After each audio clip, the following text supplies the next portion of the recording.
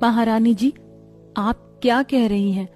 आप मुझ नौकरानी को अपने घर की बहू और इस महल की महारानी बनाने के बारे में कैसे सोच सकती हैं? मैं एक नौकरानी हूँ। मेरा काम आप लोगों की सेवा करना है, ना कि इस महल की रानी बनना। मैं तो कभी सपने में भी इसके बारे में नहीं सोच सकती।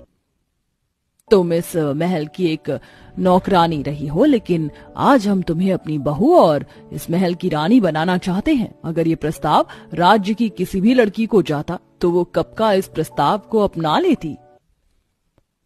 आप सत्य कह रही हैं, लेकिन मैंने कभी ऐसा कुछ भी नहीं सोचा है। पारुल, तुम क्यों खुद को अब इस महल की नौकरानी मान रही हो, जब हम तुम्हें इस महल की महारानी बनाना चाहते हैं। हम सभी तुम्हें बहुत पसंद करते हैं और दिल से चाहते हैं कि तुम इस महल की महारानी बनो।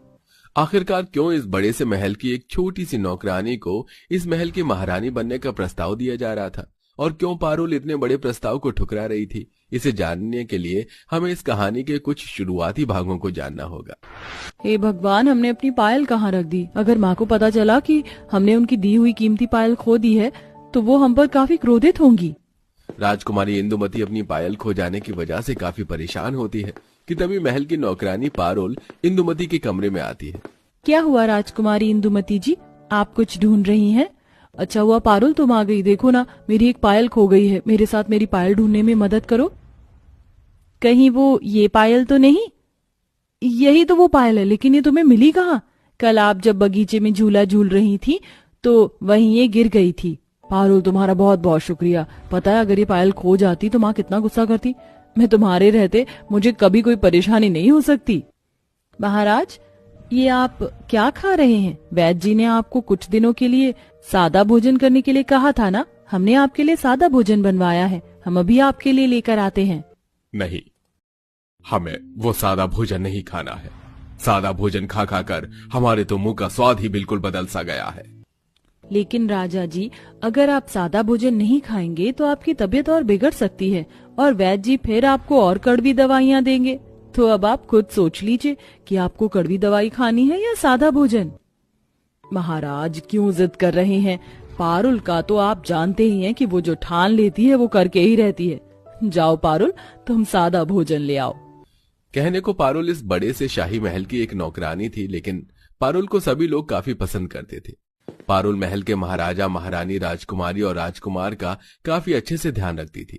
जहां पर इस शाही महल में पारुल इतना खुश रहती थी, वहीं जब भी पारुल शाही महल से निकलकर अपनी गरीब झोपड़ी में जाती थी तो मानो जैसे उसकी जिंदगी में जैसे सारे गम वापस लौट आते थे।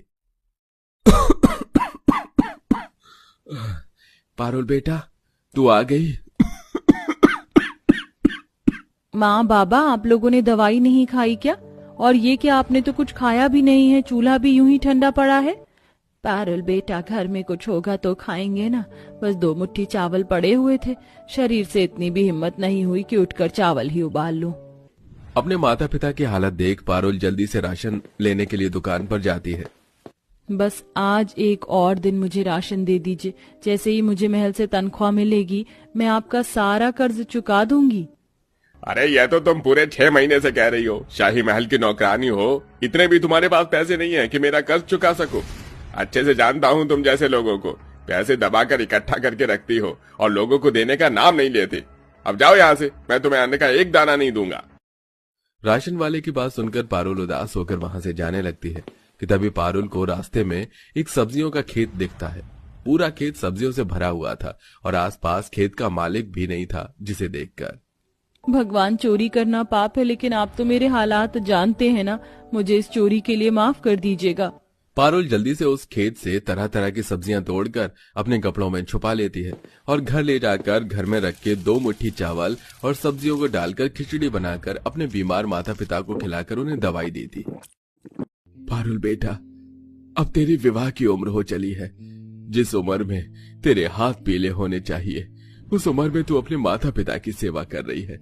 न जाने कब तेरा घर बसेगा। अपने माता पिता को माफ कर दे बेटा।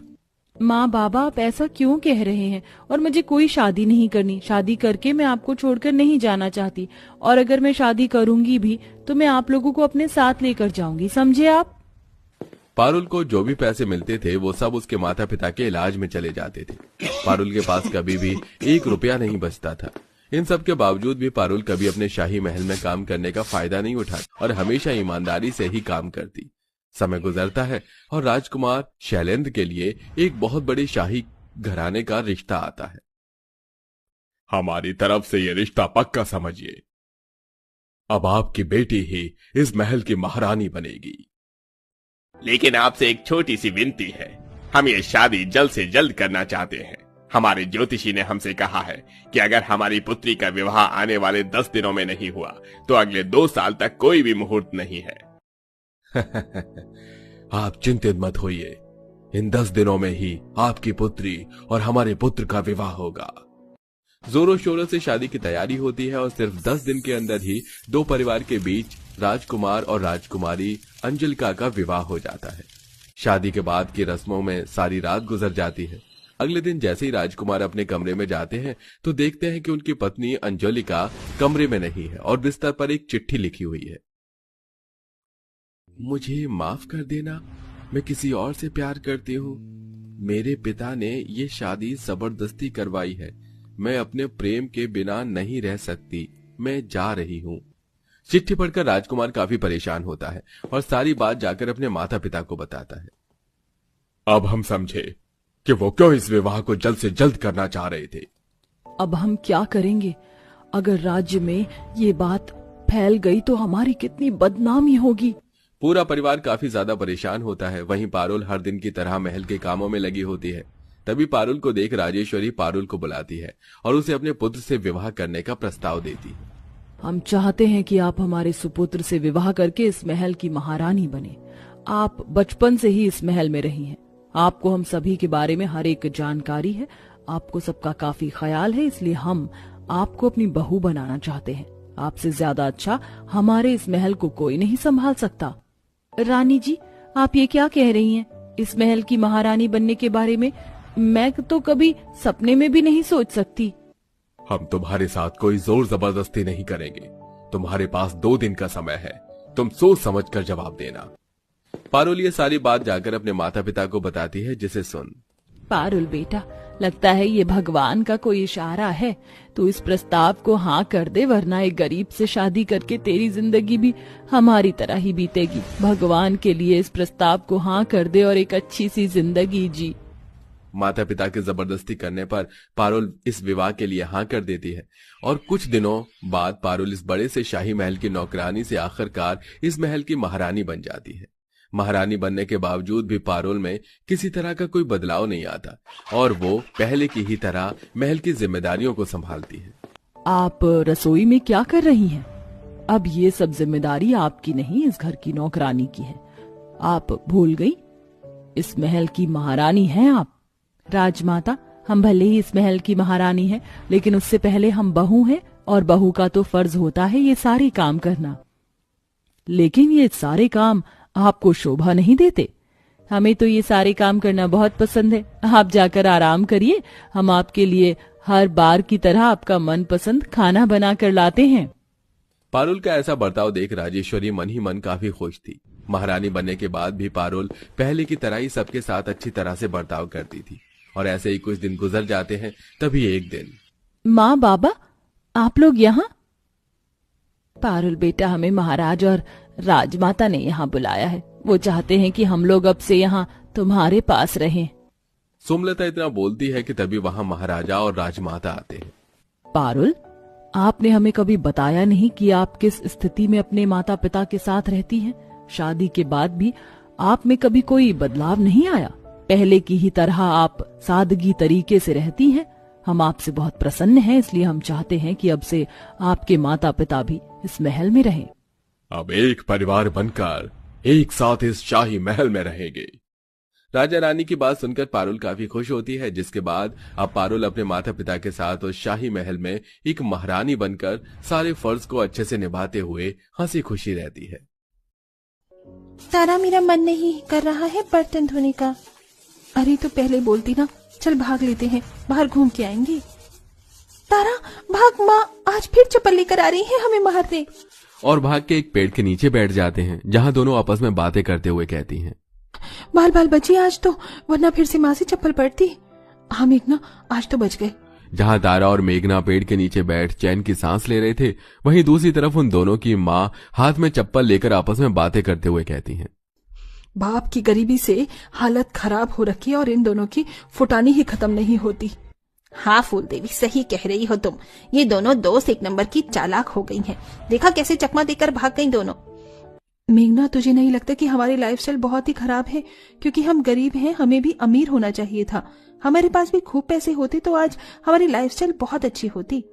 हाँ तारा, तुम सही कह रही हो। मुझे भी अपनी लाइफस्टाइल चेंज करनी है, जिसके लिए मैं बहुत मेहनत कर रही हूँ और बहुत स्टडी कर रही हूँ। देखना, एक दिन मैं अपनी लाइफस्टाइल अपने दम पर बदलूंगी और ये गरीबी का टैग मेरे ऊपर से हट जाएगा। हाँ, पर उसके लिए पढ़ने की क्या जरूरत है? एक अच्छे से लड़के को लेकर रईस लड़के को पसंद कर ले और उससे शादी कर ले। रातों रात तेरी लाइफस्टाइल चेंज हो जाएगी और गरीबी का टैग भी हट जाएगा। शॉर्टकट कहते हैं इसे। ना बाबा ना, मैं ये शॉर्टकट नहीं करने वाली। मैं अपने दम पर करूंगी सब कुछ। मेघना और तारा दोनों ही अपने गरीब लाइफस्टाइल से बहुत परेशान थी और दोनों को ही अमीर होना था। जहां मेघना दिन रात मेहनत कर रही थी, वहीं तारा एक सुंदर से रईस लड़के को पसंद करती है। फूल देवी भी रईस लड़के को देखकर तारा के कहने पर उसकी शादी उससे कर देती है। वहीं दूसरी तरफ मेघना दिन रात मेहनत करती है, लेकिन कोई भी अच्छी जॉब न मिलने की वजह से उसकी माँ अब उसकी शादी एक गरीब लड़के से करवा देती है। तारा और मेघना का गृह प्रवेश होता है। वाह, क्या आलीशान ससुराल है। यहाँ तो नौकरों की भी लाइफस्टाइल बहुत अच्छी है। ये कैसा ससुराल मिला है? इनकी लाइफस्टाइल तो मेरे मायके वालों से भी बहुत बुरी है। अब दोनों की ही लाइफस्टाइल बदल चुकी थी। जहां तारा को अमीर ससुराल मिला था, वहीं मेघना को एक गरीब ससुराल मिला था। मेघना सुबह उठकर चूल्हे पर अपने ससुराल वालों के लिए खाना बना रही होती है, वहीं तारा मखमली बिस्तरों से उठती है और उसके लिए कांच के गिलास में नौकर जूस लेकर आते हैं, जिसे लेते हुए तारा कहती है, लाइफस्टाइल हो तो ऐसी अमीरों वाली हो। सुबह उठकर ही जूस का गिलास सामने आ जाता है। इस शॉर्टकट ने तो मेरी लाइफस्टाइल ही बदल दी। तारा अपनी अमीर ससुराल से बहुत खुश थी। वहीं मेघना चूल्हे पर खाना बना रही होती है, तभी उसकी सास वहां आकर उससे कहती है, बहू, रात के खाने के लिए सब्जी नहीं है। शाम हो गई है, मैं तुझे पैसे देती हूँ, तू जा बाजार से 1-2 सब्जी ले आ। अपनी सास की बात सुनकर मेघना थैला और पैसों को लेकर बाजार की तरफ आती है और रास्ते में अपने ससुराल वालों पर गुस्सा करते हुए कहती है, हाँ बस इसीलिए तो रह गई हूँ मैं। दिन भर चूल्हे पर खाना बनाऊं और फिर सब्जी भी लेने जाऊं। पढ़ाई लिखाई सब चौपट हो गई मेरी यहाँ पर।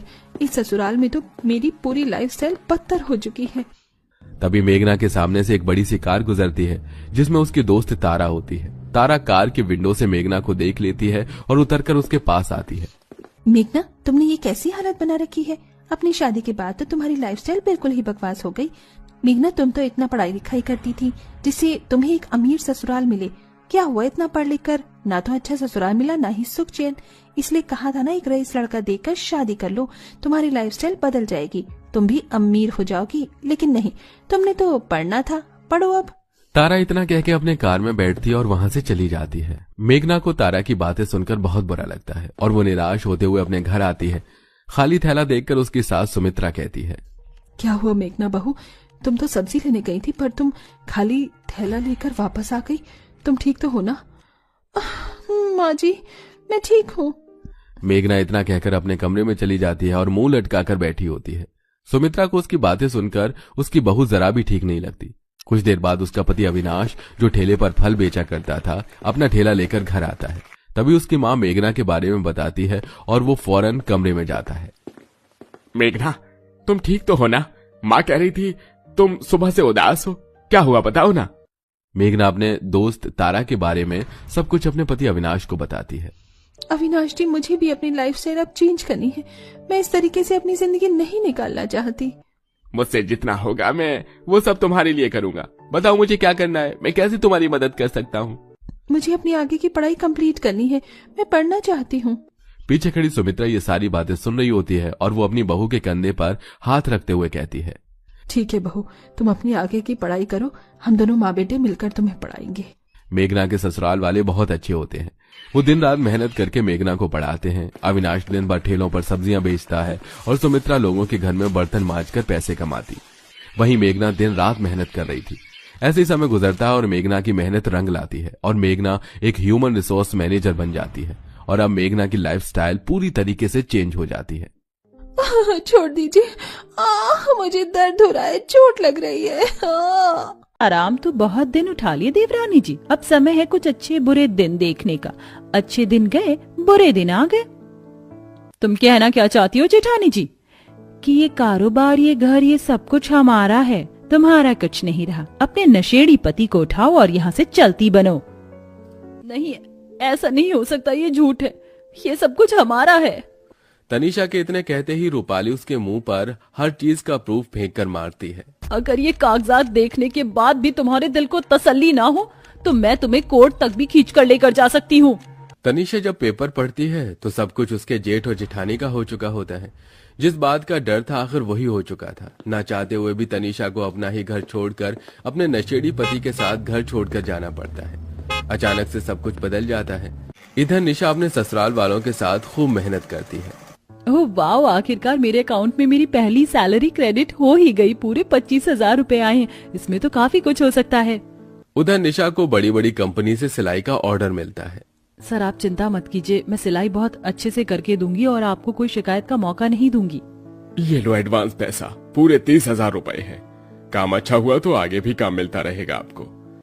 एडवांस पैसा लेकर निशा भी बहुत खुश होती है। उधर उसके पति को प्रमोशन मिल जाता है। थैंक यू सर, मेरे प्रमोशन के लिए। आखिरकार मैं इस कंपनी का मैनेजर बन ही गया। तुम्हारे काम और